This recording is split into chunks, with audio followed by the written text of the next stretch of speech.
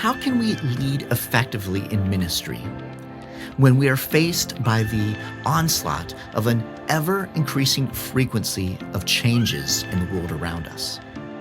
In this episode, I'm joined by Tod Bolsinger, Executive Director of the Church Leadership Institute at Fuller, founder of AE Sloan Leadership, and the best-selling author of Canoeing the Mountains and his latest, Tempered Resilience. Together, Tod and I look at the personal transformation that must take place in a ministry leader's life to help them create adaptive capacity so they can lead most effectively in our changing world. Are you ready? Let's go.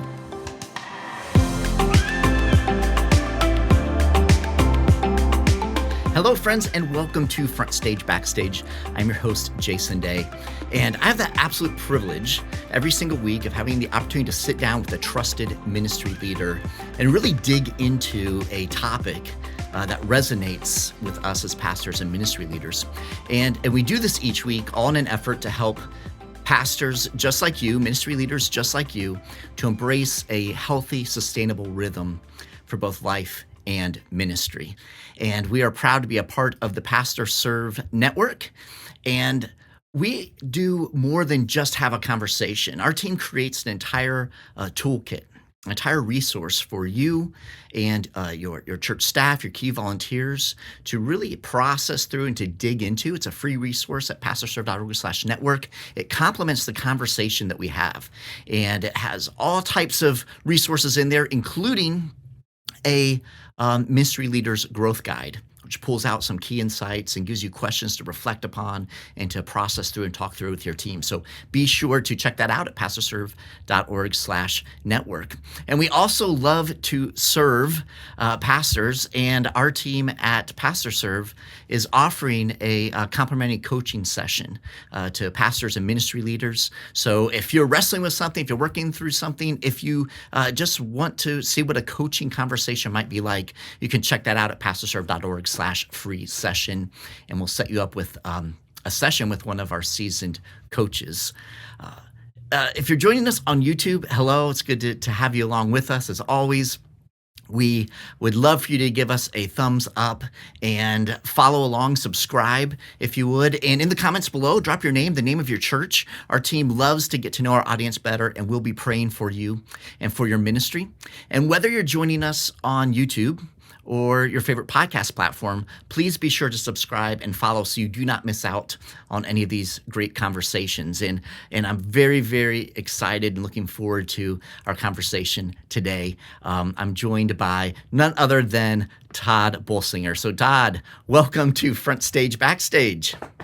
Jason, it's nice to be with you. Thanks for having me. Yeah, super excited. Now, Tod, you have, most people who are watching along or listening along, probably familiar with some of your work. Canoeing the Mountains is, a best-selling book that really helped hone in and provide a lot of resource, a lot of help, a lot of assistance to pastors and ministry leaders trying to navigate what does it mean to truly lead, and so appreciative of that. And as we're kind of looking at this world of leadership, if we're going to lead our local churches and our ministries, it means we must navigate change. Right? Personally, we've got to navigate it, but also to help our people navigate change. And that's just really a given. If you're in leadership, Tod, you're navigating change because life is evolving, right? Relationships are dynamic. Needs and concerns, they fluctuate over time. The world around us, as we know, is shifting. And therefore, we need to be observant and we need to respond to those different shifts. So navigating change effectively is a huge part, without a question, of what it means to lead.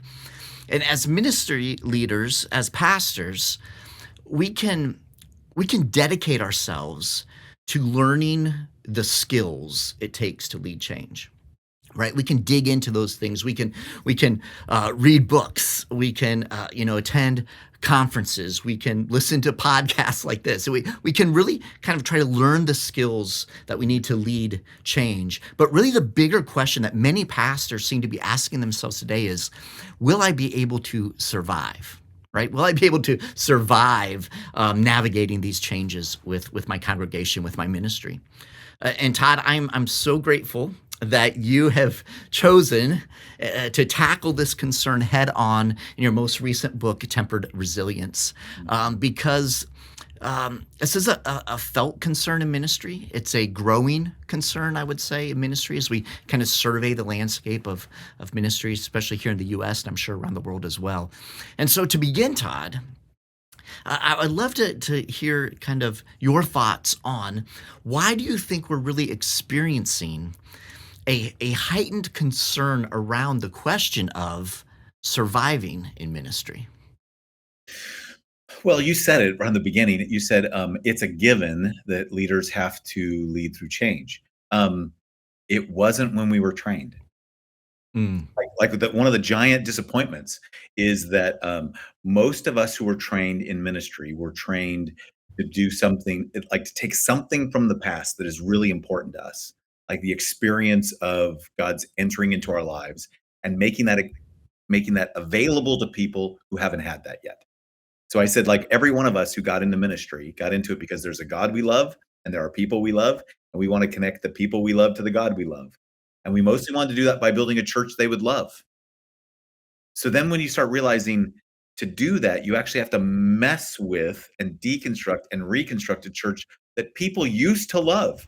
And then you actually what you realize is that's becomes the challenge. So the famous quote that I use from Ronald Heifetz and Marty Linsky is leadership is disappointing your own people at a rate they can absorb. That's the challenge. And Mm. the first word we connect to is the word disappoint. Wait, I never got in this to disappoint anybody. Right. What's disappointing about connecting the people we love to the God we love? No, no, no, no. It's disappointing your own people is the hard part. Because what you realized is the hardest thing for leaders isn't how rapidly the world is changing out there. It's how resistant the church is to the changes they need to make to that rapidly changing world. So the most soul-sucking thing for pastors, the big surprise was the most difficult thing is the resistance of our own people that we are called to lead. And no one prepared us for that. That was not a given. That was not. Ed Friedman says the most important thing you can learn is to prepare for sabotage. Most important aspect of leadership is to prepare for sabotage, which is why I said, which is why, of course, you had a year on it in seminary. No, Nope. never had a single class or conversation about it in seminary. So this is the big disruption. Yeah, that's so fascinating, Todd, because that distinction, as you kind of lay it out, it is so recognizable for us, right? Like it is this idea of, and we go into things thinking, we love God, we love our people, we want to introduce people we love to the God that we love, experience these things, and that we are going to kind of tackle this idea of ministry and pastoring, and we are going to figure it out with God's help, right? We're going to lean on God, we're going to lean on the Holy Spirit. But we are going to plow through, and we get into it, and we realize that it's not the idea of developing these great strategies that are going to help us neatly navigate everything, but it's really being put into the crucible, which is I love the imagery you use in this book, Todd. It's the idea that we're kind of plunged into this world that, as you said, we weren't really prepared for. And Todd, I find it so interesting that this kind of phenomenon occurs so often with leaders. We're in a leadership position, and we often focus on, like we've been talking, the responsibility of leadership, perhaps the expectations of leadership, right? Like our role as the leader. We make things happen. We do the leadership things that need to be done. So there's this emphasis on actively getting done what needs to get done. But Todd, you so wisely point out that there's this whole other side of leadership that is happening. It's happening. It often gets overlooked, and that is the personal transformation of the leader in the midst of leading. Yeah. So Todd, can you share with us Yeah. about the value of really paying attention to not just our leadership activity, but really paying attention to what's happening in us personally as leaders? Yeah. So one of the principles about it, this kind of leadership, it's called the leadership that I lead people in. It comes from some other folks who developed it. It's called adaptive leadership. Adaptive leadership is when you have to lead when there are no best practices, when you can't lead as an expert, right? So think about most of us were trained be experts. I always say I work at a seminary. Everybody came to the seminary. Somebody said to them, "You're the best Christian I know. You should go pro. You should go off to professional Christian school." And when we're done with them, most of the time they get a Master of Divinity. He's not like a superhero, right? They're experts. They're experts in biblical exegesis. They're oftentimes experts in pastoral counseling. They're experts at being able to answer your biggest questions about they give you doubts and worry about the faith. They're experts in how churches run. Like they're experts, except we now live in a world where it's changing so dramatically. They can't rely on those best practices. There are no experts. It's a completely new world and it needs a completely new kind of learning. And so what it means is the first transformation that has to happen to a leader is they've got to overcome the expectation that they can lead as an expert and they have to lead as a learner, Mm, which means they have to stand in front of the people who look at them and say, "Yes, Reverend Doctor, what is the answer?" And they have to say, "I don't know." And psychologists tell us that's the 3 hardest words for a human to say. Harder mm. than "I love you and I forgive you," it's to stand in front of people and say, "I don't know. I feel dumb. I feel ill-equipped. I'm not sure what to do." There's actually even lots of studies that show that burnout is really related to the experience of feeling incompetent. I don't know what to do, and I feel alone. There's nobody I can talk to about it. That the pastors and the leaders who are still more resilient in the face of a changing world aren't that they are experts. It's that they have been trained on what to do when you're not an expert. So this is a massive transformation, Right. and it's a different way of thinking what it means to be a competent, caring, committed leader. That it's not about having the answers or being an expert. It's about actually leading the learning of the organization to be able to go through a process of ongoing transformation. You're going to go through your transformation. They're going to go through theirs. So that's at the center of it. Right, right. And Todd, I think with the challenges there, um, I mean, there are many challenges, but one that comes to mind is oftentimes our people are looking to us to be the experts. Oh yeah, exactly. So it's not just us trying to reprogram and think about now we have to um, help our people understand this shift Yeah, and help them to temper their expectations yeah. and push it more toward the world of a journey. We're Mhm. journeying together as Yep. opposed to, kind of top down disseminating knowledge and Yeah, information, right? So yeah, yeah, how do we make that shift with our people? Because it's one thing to make the jump ourselves, right? yeah, It's a whole other thing to try to lead our people into that jump. So right. how do we tackle that? Well, and as people get more anxious because there's more uncertainty, they want more certainty. Mm, So they are drawn toward leaders who promise them false certainty. So we have a world where people are drawn toward the leader who says, "I have a plan, and here it is." I always say, think about this. Anybody who tells you that they are an expert today is lying to you because mm, nobody has ever led through what we're in today. Like this is, I mean, people used to argue with me when Canoeing the Mountains first came out that I was overstating the case. Nobody argues with me since 2020. I right. mean, we are, somebody said we are in a health crisis that has led to an economic crisis, that's led to an awareness of deeper social injustice, that has led to a political crisis, but now on top of it is leading toward a global conflict crisis. We're in 1918, 1929, 1968, and some would say 1939 all at the same time.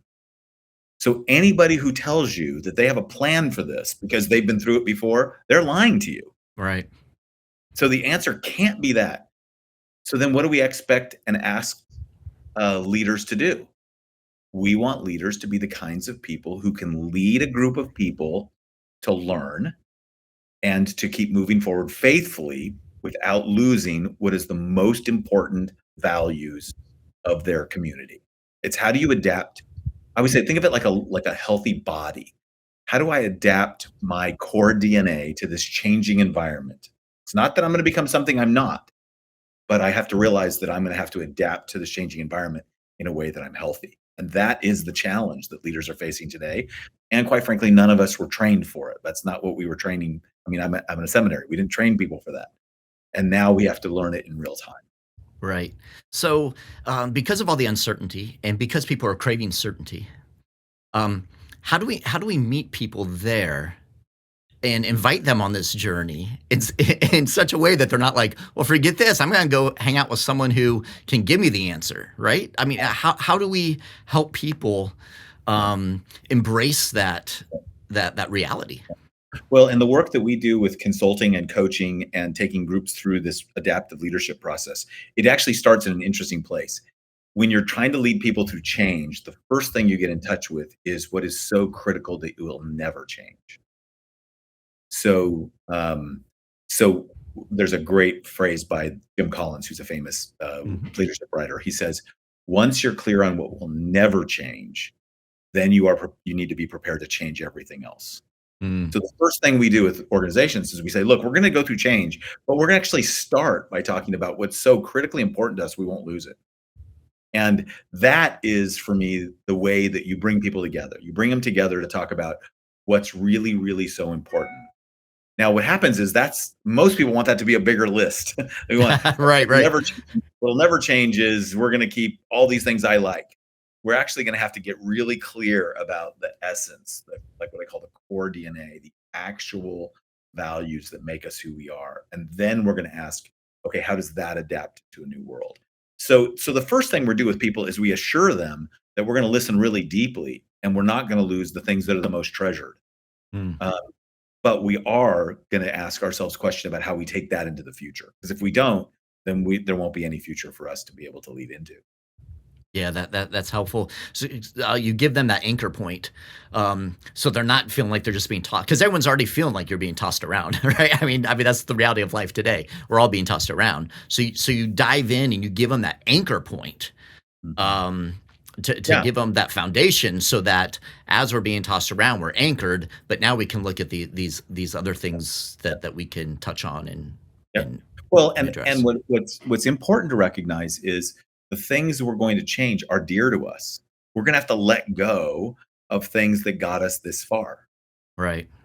So adaptive change is built on this notion that it requires learning and it results in loss, which is why we end up having resistance. People, I mean, one of the famous phrases from Heifetz and Linsky is people don't resist change, they resist loss.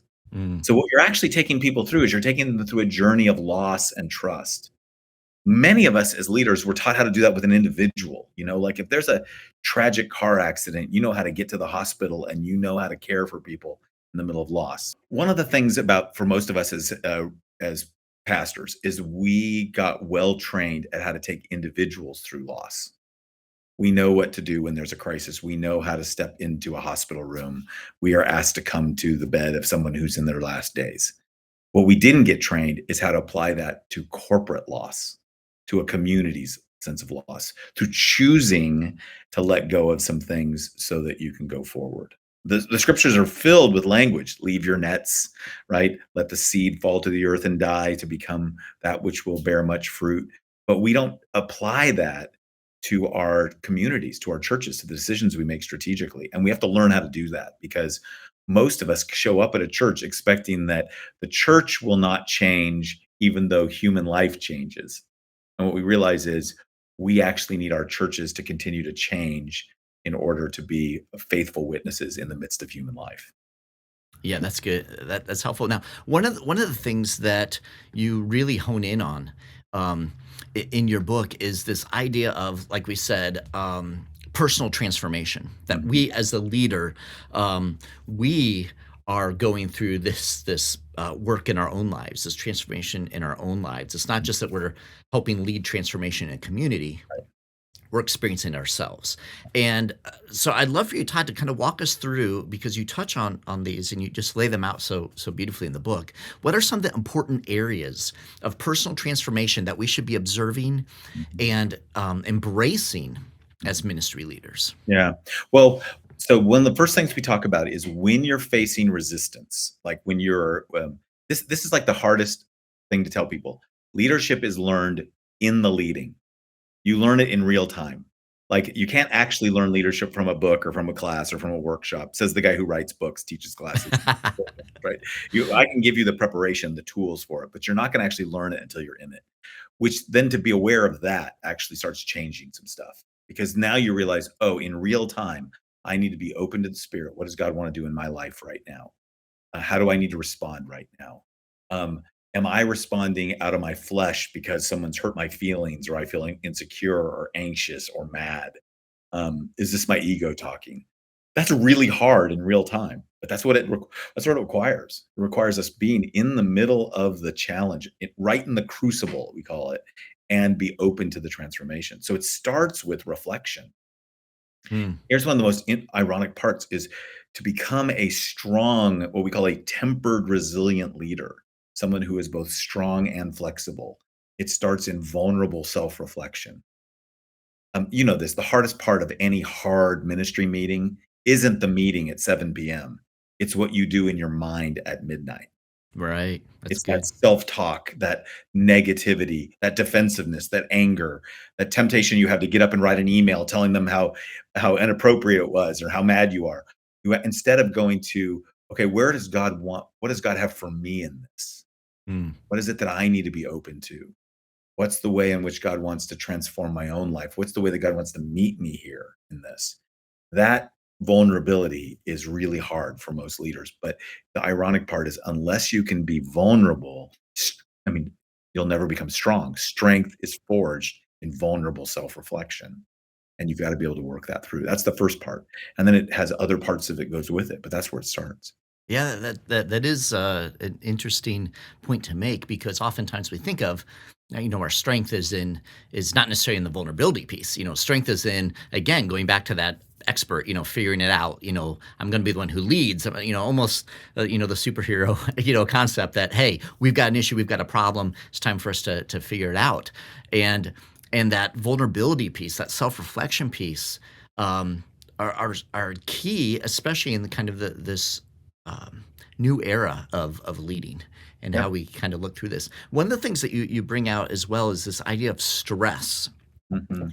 And we none of us love stress. I mean, none of us sign up for stress, right? But you bring up this idea that stress that within stress, the stresses of leadership, that they're kind of gifts that come out of that if we can approach it in a healthy way. So can you talk to us, Todd, a bit about that?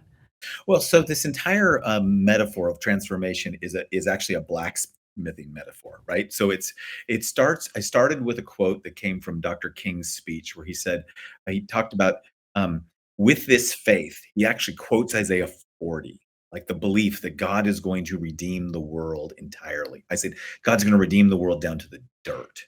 Mm, So if you believe that, with that faith, you'll be able to hew out of a mountain of despair stones of hope. Hew out of a mountain of despair stones of hope. Transform the jangling discords of our nation into a beautiful symphony of brotherhood. So we're asking, what kind of tool can hew?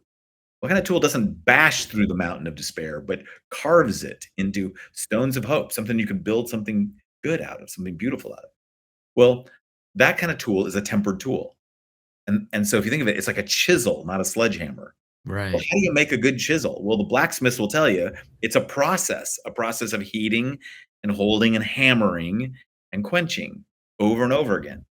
Well, the heating is the vulnerability. That's the feeling. It's not just the heat of leadership. It's the heat of vulnerability that allows us to be soft and malleable. So, like a piece of steel that can then be shaped.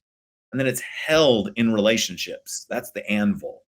The anvil is the relationships, and we could talk a lot about the fact that most leaders do not have nearly enough relationships. The stress is in the spiritual practices. It's the hammering that hammers into shape, and it turns it into a chisel. But what it also does is when you're blacksmithing, when you're hammering away, you're actually adding stress to the steel to make it stronger. It hammers the molecules together. So what I always say to leaders is, if your spiritual practices are not also stressing you, shaping you, helping you push into areas, if all you have is spiritual practices that comfort you, which is not a bad thing. I'm all in favor of comfort. Right. You don't have spiritual practices that are actually shaping you for the task in front of you, then you're not putting enough, you need more stress in your life. Moderate stress, not not crippling stress, not brittle, but you need the capacity to be able to be shaped. So for example, as a pastor, most of my leadership was always through my speaking. I'm good at vision casting and talking and preaching. Well, to be able to lead people through change, I needed to get better at listening. Mhm. I needed to develop deeper empathy. I needed to be able to move them through loss by attuning with them. So all of a sudden, as a spiritual practice, I began to ask God, help me be a better listener. Help me be a better at attuning to people, being empathetic with people. Well, that became like a spiritual practice, like praying or studying the scripture had been for me. That was stressful. That was hard. Right. I'm a good talker. I needed to be a better listener. So those are the kind of practices that add stress that strengthens us in the right way. Now, it's not burnout stress and it's not overworking stress and it's not, taking on so much of the pain of the world that I'm end up overeating and, doing those bad things. It's taking on the right amount of stress that will continue to challenge me and help me grow. Yeah, I love that title. I love that image of challenge, because that's the key of as we think about in life. It's those challenges that build the emotional, the spiritual muscles, Yeah. to be resilient. So, I love that imagery.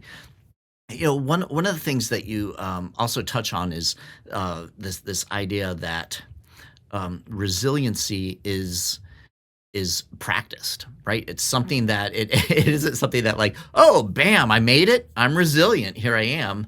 But resiliency, just by its very nature, is something that is continuously, cycling, and there's almost that rhythm to that. So talk to us a little bit about that idea of the practicing of resiliency. Well, think of it as the practice of leadership in a way that will develop resilience, right? Mm, So in other words, if I keep practicing leadership, what I do with my body, what I do over and over again, I tend to reinforce. So if I keep believing that my job is to be the perfect expert with the perfect plan and convince people to follow it, then I'm going to get good at selling, good at convincing. But when I need to lead people in a journey of loss, a journey of leadership, of learning, I need to practice that being in the middle of it with them. So what I often talk about is think about the fact that a chisel, when you use a chisel to carve out stone, that same stress that allowed the chisel to become strong enough to carve out a stone, the more you hit it, the more stress keeps getting added to it.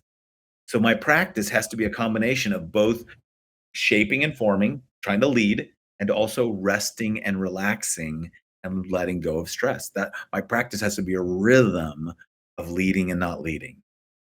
My practice has to be a rhythm of being vulnerable and also having like being in the fire that makes me open to the Lord, be malleable, be take on the shaping, and practice of being held. That's what the anvil is.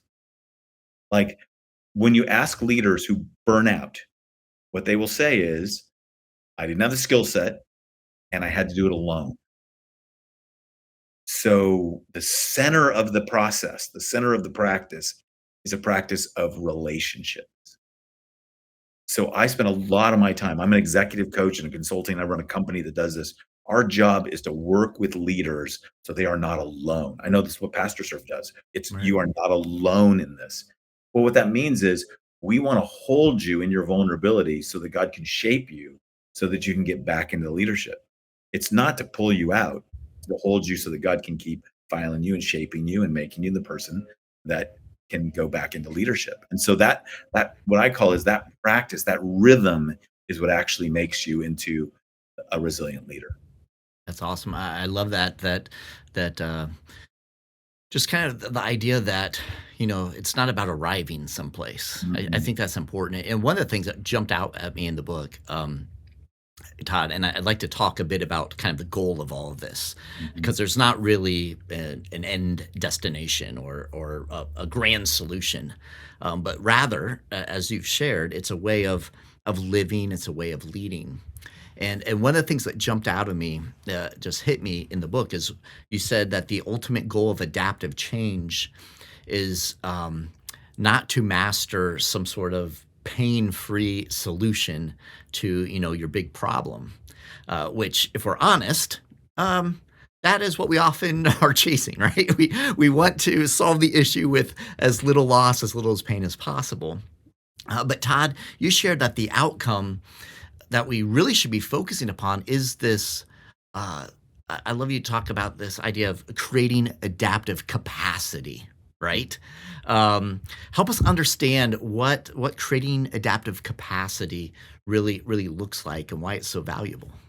So, back in the 80s and 90s, people used to say stuff like, they used to quote Wayne Gretzky, the leader is the one who skates to where the puck is going, right?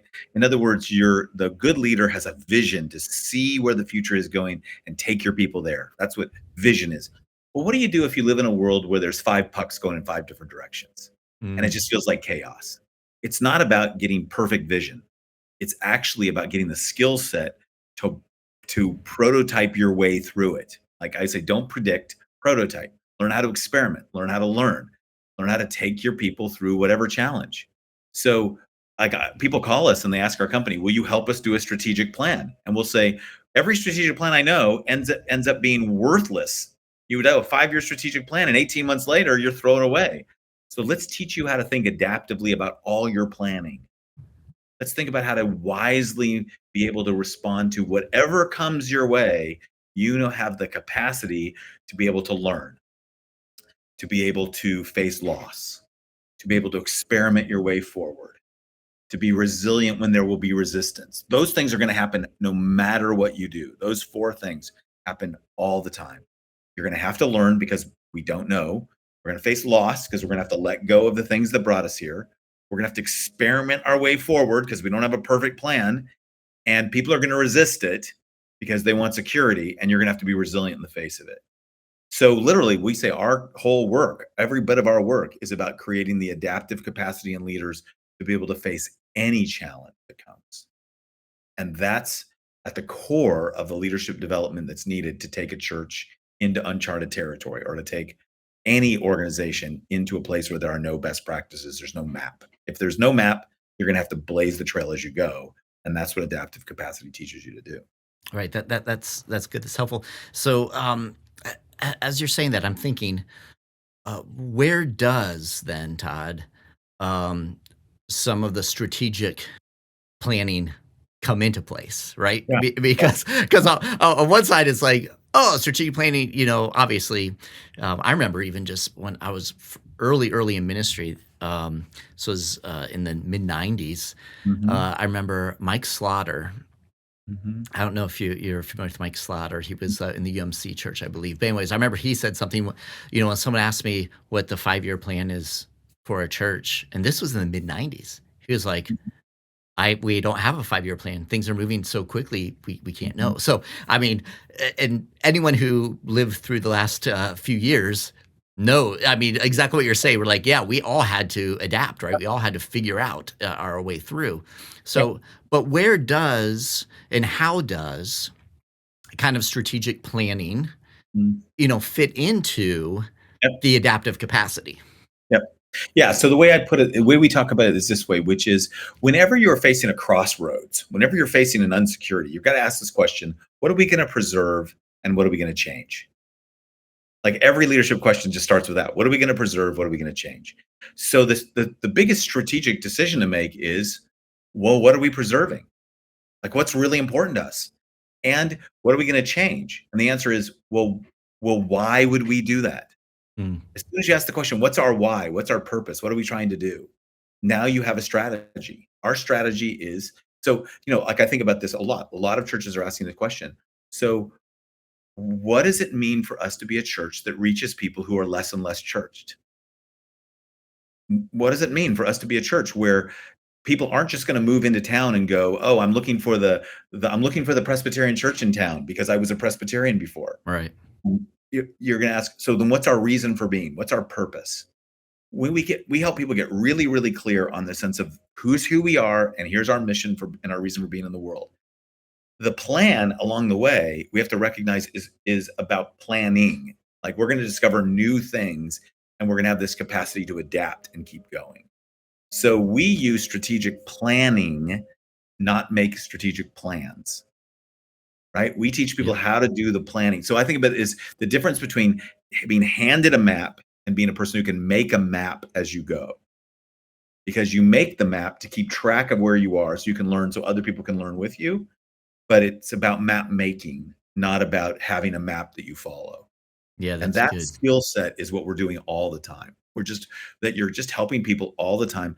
How do you lead in a world that's being completely disrupted? So, and how do you do it? Here's an illustration that comes that I learned that I really love. There's a guy who decided he was a person who was great at sailing, and he became an expert at it. And he built his own boat because he wanted to sail around the world. Well, he built a great boat, but 2 weeks into the sail, the boat they had a freak storm, like the kind of storm that never happens, a once in a century storm. The boat ended up exploding. He ended up getting rescued. He ends up back on boat. Somebody said to him, "All that planning, all that building of the boat, it all went in for nothing. What are you going to do next?" He said, "Build another boat because now I know I got to build a boat for that storm." He hadn't lost any of that learning. He just had to be able to rebuild a new boat that took into account that the storm could be even bigger than he thought. That's what we teach people all the time. It's not about building the perfect boat and sailing it. It's about being able to build any boat you need for whatever storm you're facing. And that's the capacity we have to develop in leaders. Yeah, and as pastors, we talked at the beginning of this conversation about the disappointment piece, right? And it referenced that a little bit. And so I can imagine as you were thinking through that, hey, we put all this work into it, we're out there, a big storm blows up, you know, the boat's crushed. As pastors, that happens in our ministries. You know what I mean? Oh, It's right. So we experience that, but really the key um, is not focusing on the tragedy in the moment, but it's focusing on, hey, what have we learned and how do we respond yeah. to a world that's changing around us, right? Yeah, yeah, yeah. So we talk a lot about the fact that we talk about so adaptive change. You have to learn as you go. You got to face loss. You got to experiment your way forward. When most people think experiment, they think the question we're trying to ask is, will it work? We said that's not the right question. The question is, what are we going to learn? Mhm. Like again, we need to learn. We need to face loss. We need to experiment. Why? So we can learn. If we learn something, we can take the next step. Oh, we learned this. So we learned that just opening up a new denominational affiliation and putting an ad in the paper isn't going to bring people. Okay. We learned that the church that was built for the 1980s is not answering the questions of 2020. Oh, okay. What do we need to do? That process of being curious, being learners, experimenting our way forward, listening deeply to our community, we ask all the time, how might the charism, the gift that is this church, the values that we have, address the pain point of our world? If Jesus walked into this community as you, Dallas Willard says spiritual formation is you becoming what Jesus would be if he were you. Mm. Not me becoming Jesus. I'm not going to become a first century Palestinian Jew. But if Jesus showed up as a 58-year-old Presbyterian who lives in Southern California, how would he walk into my neighborhood?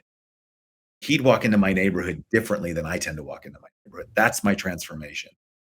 The more I'm aware of that pain, of seeing that person, of being that and asking how our church needs to address that, that's going to require us to change. And that's the leadership we're giving.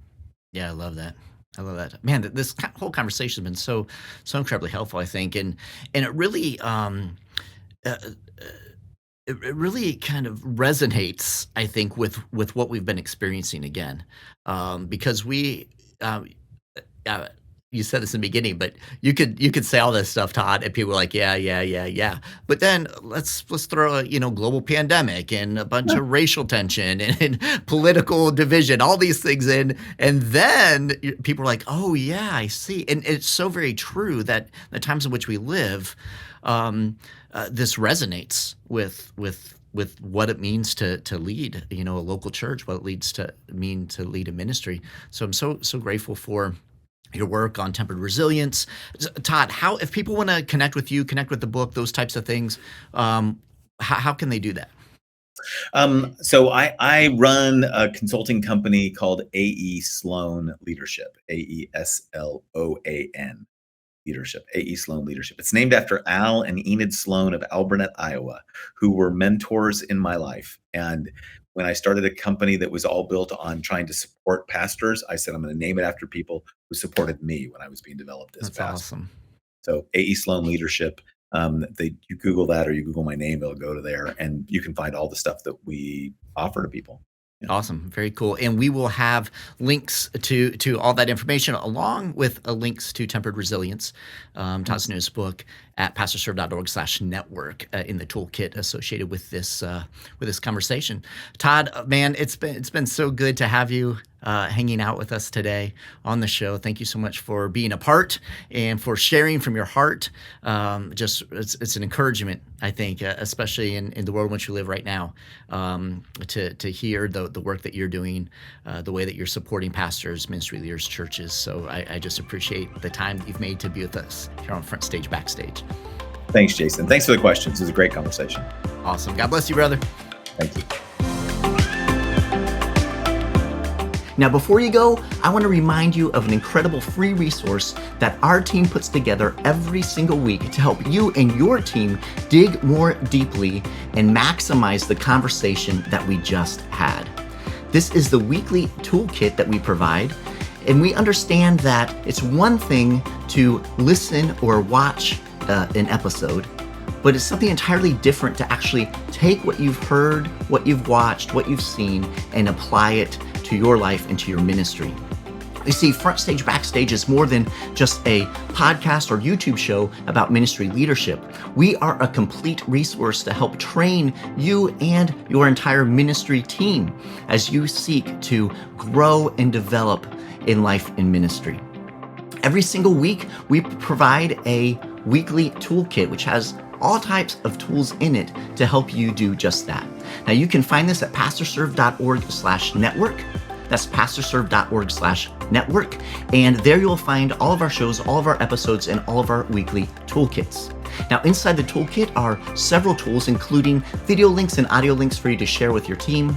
There are resource links about different resources and tools that were mentioned in the conversation, several other tools, but the greatest thing is the Ministry Leaders Growth Guide.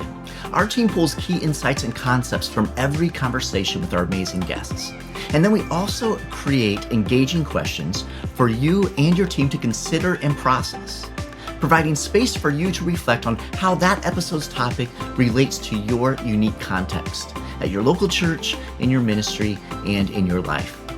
Now, you can use these questions in your regular staff meetings to guide your conversation as you invest in the growth of your ministry leaders.